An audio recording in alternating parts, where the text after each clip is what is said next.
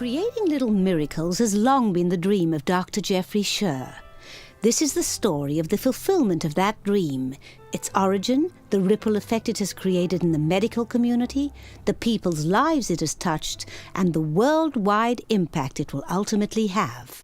For internationally recognized Dr. Geoffrey Sher, founder and executive medical director of SIRM centers, the road to success has been fraught with obstacles.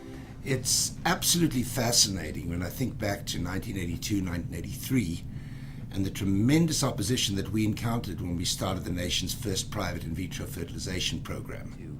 The centre faced opposition from the medical community, the media, and the clergy, all the way up to the Vatican.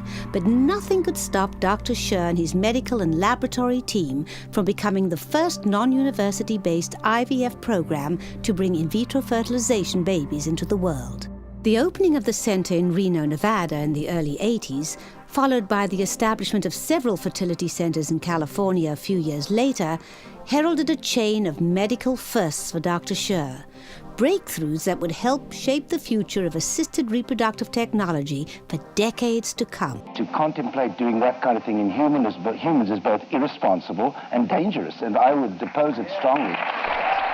First came the introduction of intrauterine inseminations, better known as IUI, now one of the most commonly used infertility treatments. Next came the discovery that by ultrasound measurement of the uterine lining, it was possible to predict outcome following IVF treatment.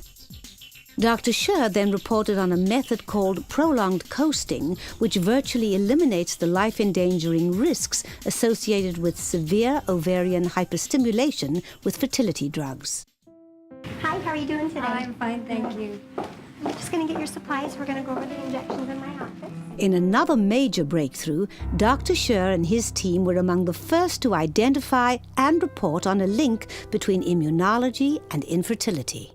Nearly 1/3 of women who come to us for in vitro fertilization, especially those who've failed repeatedly with in vitro fertilization and those with endometriosis or chronic pelvic adhesions, have subtle problems with their immune system that we can define by specialized testing. If they have those problems and we apply specific immunotherapies that we've helped perfect, we can improve the pregnancy rates by up to 300% in these women, and that's very exciting. Ever a fierce advocate for consumer rights and deeply concerned by an apparent lack of accountability in the field, Dr. Sher launched a one-man crusade, the goal of which was, and still remains, the attainment of a universal and verifiable reporting system of IVF success rates. It was against this background that in 1986, Dr. Sher commissioned at his own expense a national accounting firm to perform yearly audits of his IVF outcomes and success rates, thereby setting the bar for other IVF programs. Wait, why bother? A lot of people won't take you because of problems. Go to the best man there is, Dr. Sher.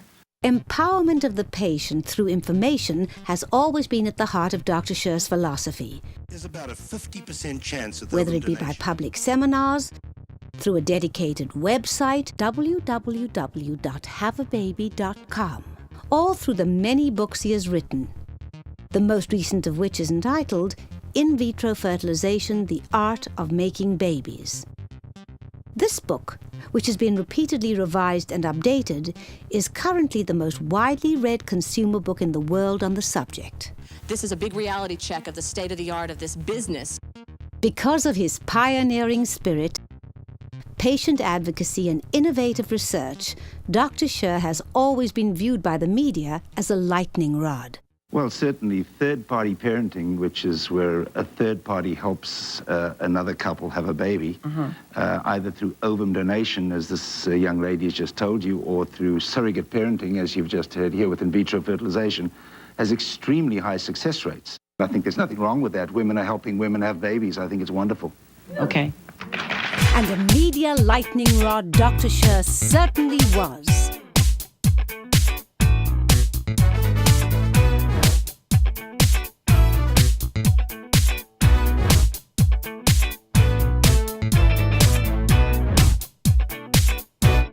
Another first introduced by Dr. Sher was a plan of sharing financial risk with IVF patients.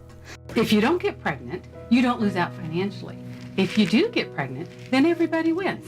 Simply put, this plan says that SIRM believes in its ability to deliver and backs up its claim to having outstanding IVF success rates. You need only visit one of the many parties that we've had over the last 20 years of doing in vitro fertilization to understand its effect and to see the looks on the faces of those families that would never have been families had it not been for this work. A ray of hope flickers in the sky. A tiny star lights up way up high. All across the land dawns a brand new morn. This comes to pass when a child is born.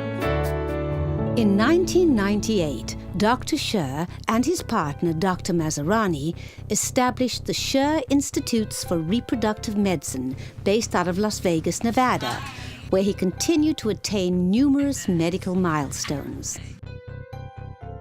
First came a further advance in the treatment of immunologic infertility, where the infusion of gamma globulin dramatically improved success rates where heparin alone had failed.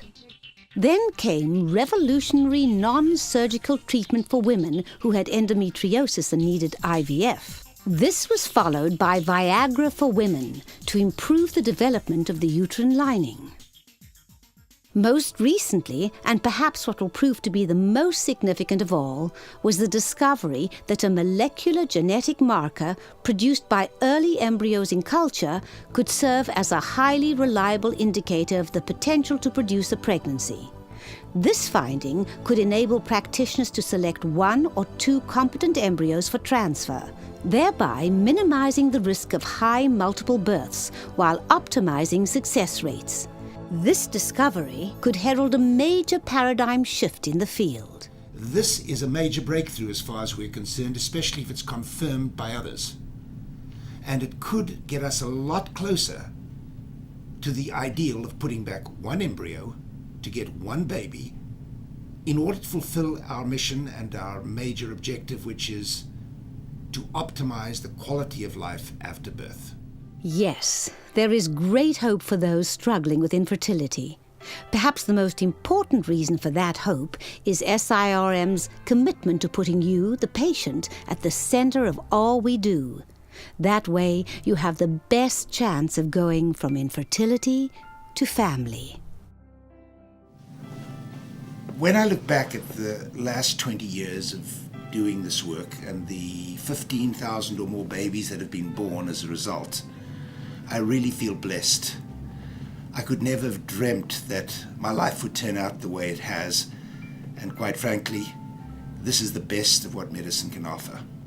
There are days when I just felt like I could go down and sit in the office and feel very comfortable, very secure. When I felt alone. It brings back wonderful memories. It was just a miracle. It was just overwhelming to... There's my son. This one was mine. This one was going home with us. Isn't she the best? It's given me the best gift ever. It's all a dream and illusion now. It must come true sometime soon, somehow.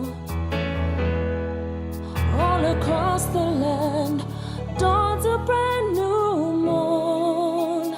This comes to pass when a child is born.